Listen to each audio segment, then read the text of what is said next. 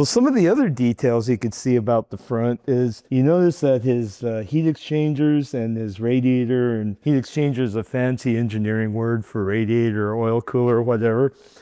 He's done ducting, and the ducting seals against the bumper and also seals against his heat exchanger. That alone makes the heat exchanger about 50% more efficient than if it was just hanging out in the air. And it manages the airflow off the splitter and into the front. It keeps the airflow nice and non-turbulent. And when you have a sealed thing, it directs all the air in there. Like even like small gaps, like a ½ inch, make a huge difference in how well the heat exchanger works.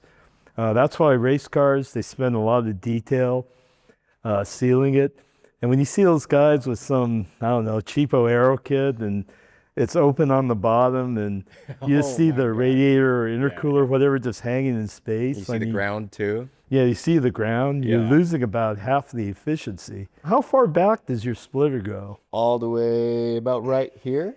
Typically, if you're to do time attack or whatever in your street classes, they don't let you make the splitter go past your axle line. So that's right about there. Also, if it's a daily or a car you actually drive in the street, if you have a fully sealed bottom, that's a bitch to do maintenance. Total bitch. And ideally, you should have a flat bottom, but that's not very practical. And you can get away with a lot of aero without doing a flat bottom. So having the open front part of the engine compartment kind of sealed up so the air can only escape out the vents and maybe a little bit out the back is a big advantage for aero too. These side fences, you know, a lot of people might think that that's just fancy ricer stuff. But actually, these things are like really highly effective. If you look at CFD studies of these end plates for the splitter on your typical sedan shape, they actually can improve the efficiency of the splitter like over 20%, which can equate to like at 100 miles an hour, maybe as much as 100 pounds more front downforce.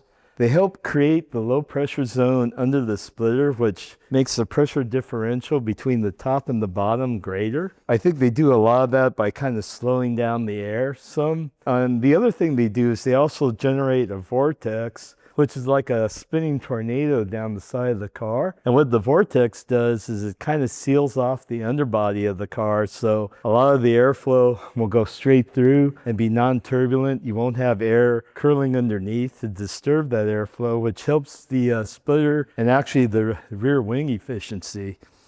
Now there's some downsides about having these. They typically add front downforce at the expense of rear downforce.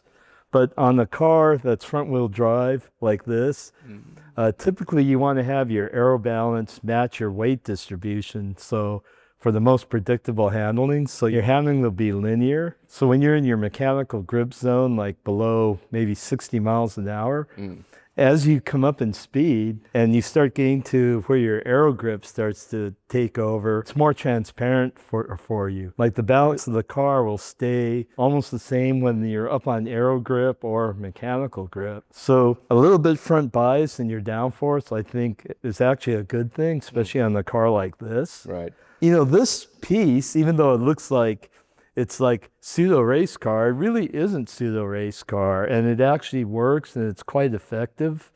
You know, even just having a flat plate will give quite a bit of the benefit. Having the vortex generator makes this thing work even more, like driving more pressure differential across the splitter.